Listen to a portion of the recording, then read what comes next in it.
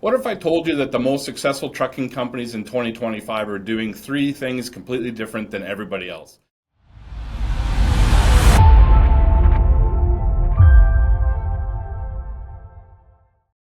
Welcome to Trucking Trailblazers podcast. I'm your host, Rob Palmer, and today I'm uncovering exactly what those game-changing strategies are. Today on the show, I have Robert Harper from the Alberta Motor Transport Association. Great to have you on the show today, Robert. Thanks, Rob. So, can you tell me a little bit about your role at AMTA and how you got? Sure. I'm the president of the AMTA. I've been with AMTA for about 3.5 years. I was started here as the controller. My background is finance and accounting, and I've been the president for the last year and a half, officially, and getting close to 2 years. Did an interim bit here.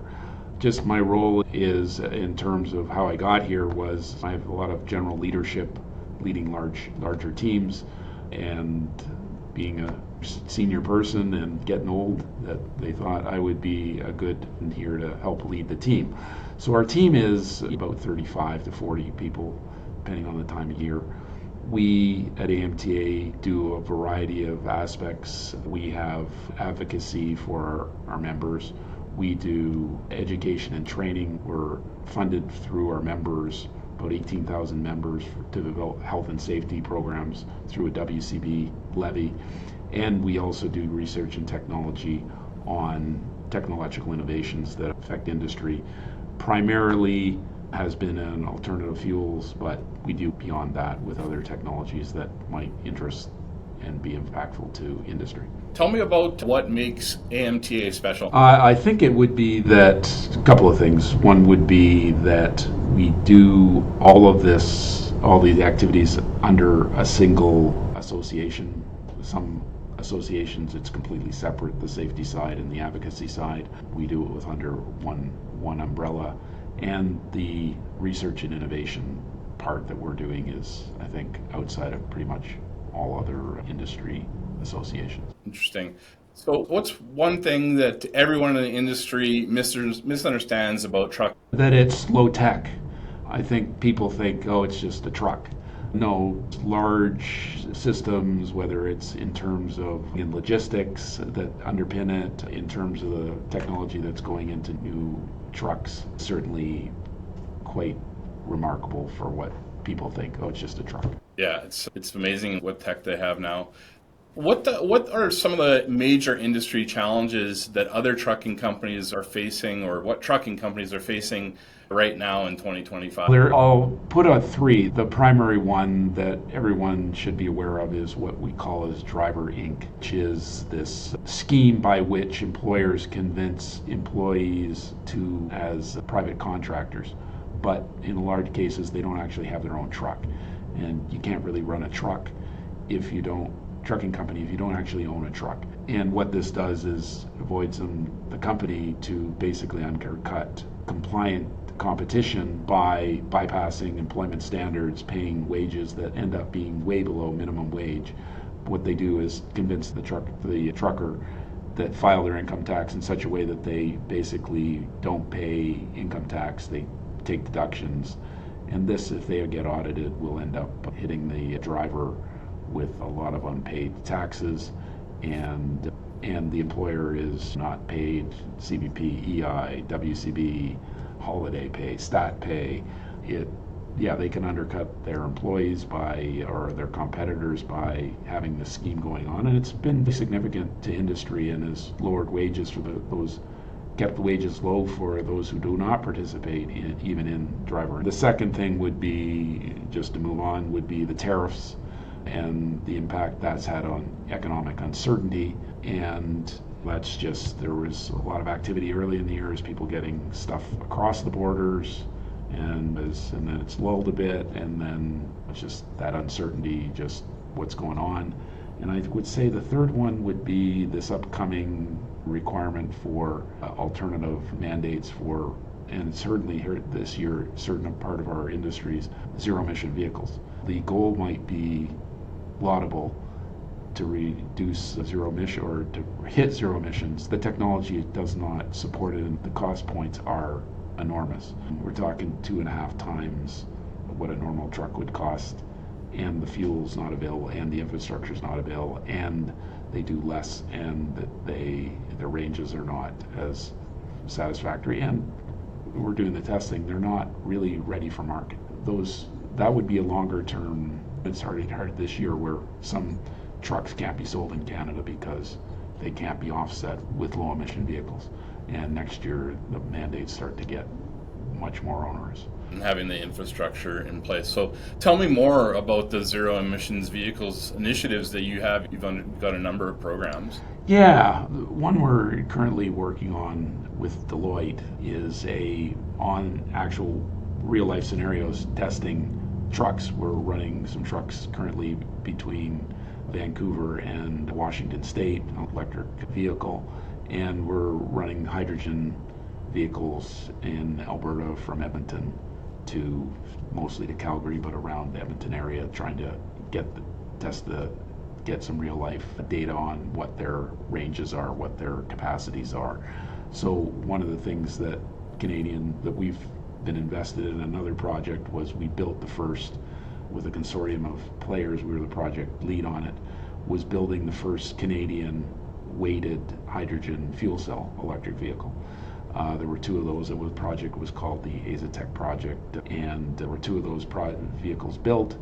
The Pole Canadian weights, the trucks that we have, a couple of Nikola trucks, which were also fuel cell electric vehicles. Pole at US weights, but they also only have the two wheel, so they're not winter compliant for Canada, whereas the trucks we need have the 4-axle power. And so those are a couple of the projects we're working on currently, is one testing out these prototype vehicles, and the other and testing real life whether we can run them. And currently what we're finding is isn't quite at a commercial level. The vehicles are still prototypes, so they break down a fair amount, so we're needing to get them repaired as well as try to test them. It's awesome that you have those programs in place where you're trying to get ahead of the curve and actually put real world testing in place. Are you guys investing in using AI to streamline your operations internally at AMTA, or is there trucking companies that you know of that are getting into that? It is one I can have discussions with my staff on, and I believe we are trying to figure out how to use it internally in the optimal way. It's whether we use it, and again, we're looking at it going, if we don't use it, we're going to have our competitors use it, or whether it's especially on course development. We've played around with it a bit to see how you can just take some basic information and create courses. And I think we're looking at our websites and trying to get that. But in terms of my members, I've not had specific conversations with that, but anyone who's not thinking about it is behind the curve. I'm going to say we're at least thinking about it. I don't know if we're quite there. We're actually doing some initiatives. So you've dealt with Manny in my group. Manny's doing some research for me to see how we can use it. One of the things we're also concerned with is the risks that come with it. And being an accountant by training, I often think about the risks before I think of the opportunities, but we're trying to balance the two, and we want to make sure that when we adopt what we adopt, we don't end up opening ourselves up to a risk that we didn't conceive of and that would impact us thoroughly. I gather we've just implemented, with Nutec's help, we've just implemented a Microsoft Dynamics system, and I gather you guys have given us some advice to make sure that mitigate those risks, which we appreciate. So speaking of risk, how is the AMTA adapting the cybersecurity issues and ensure the things that we're facing in the new age you're being protected? One is to actually reach out to people who are experts. So I have my own third-party group that provides our IT. And similar, when we implemented, Dynamics, we have experts like Nutec to assist us in giving us advice on things that we didn't think of. And I was told yesterday that you guys gave us a good tip on how to make sure that bots did not jam up our website for a very low cost, like $20 a month. So that was really good advice. And some of the other things is my board. We go to the board, they ask us questions, some of them at their trucking companies. When one of our board members is in charge of IT at a fairly large carrier, And he asks us those questions. Did you consider this, consider that? And that's the purpose of a board, is to help us what we don't know. But yeah, it's to go out and check. I read, I get articles, I forward it on to my staff and say, have we thought about this? And my controller, and to say, Manny, who's looking after our digital services, he considers these aspects as well. So it's one of those things, is talk to people, make sure that you're asking the questions, and people will ask you, what did you think about? And going, oh, we didn't. And then sometimes it's talking to our IT provider and do that. Also, cyber insurers now will also provide advice. I think just after I started, AMTA took out the first cyber security policy. The group we have runs soft testing occasionally to do penetration testing. So that's also valuable. Yeah, that's key. Just staying ahead on what's changing, because it is constantly evolving. What's one piece of technology you wish existed but doesn't? Oh gosh, there's so much technology out there, and I'm going, I don't know what I don't know.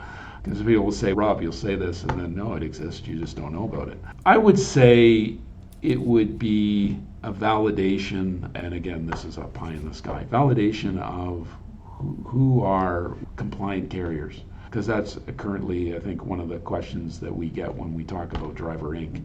is, how do we know when we're contracting with somebody whether they're Driver Inc. or not? And we can give a little bit of red flags, but there's not really a way to see it firsthand. You have to dig fairly deep. Absolutely. So my last question is, if you were starting your association, AMTA, today, what would you do different? Oh gosh, I think it'll be some of the strategic things that we're thinking about here, is broadening our course and education offerings beyond health and safety, providing business supports to the market, and providing education for broader aspects of business and business supports to industry. Those are activities that we're currently engaging in, but we've been a health and safety association for decades primarily, and it would be that, hey, we need to support industry in broader offerings in terms of those supports. Awesome. Okay, that's everything I have for today. Do you have anything you wanted to add? No, other than for those who operate in Alberta or even beyond Alberta, check out our website, amta.ca. One of the things that we're trying to constantly evolve and serve industry better. If you see aspects that you enjoy about what AMTA does, or you would challenge us to do something else, I don't hesitate you to contact us. Internally, one of the things we do have is a portal that allows members to communicate within themselves and us to communicate with members. A networking platform, myamta.ca. So as members join, get that ability to communicate internally with them and exchange those information. But if you're not a member and you still want to have a conversation, we're always willing to listen. Yeah, great. Thanks very much, Robert, for adding that. It's been a pleasure talking with you this morning, and take care, and we'll chat soon. Thank you. Take care. Bye-bye. Bye.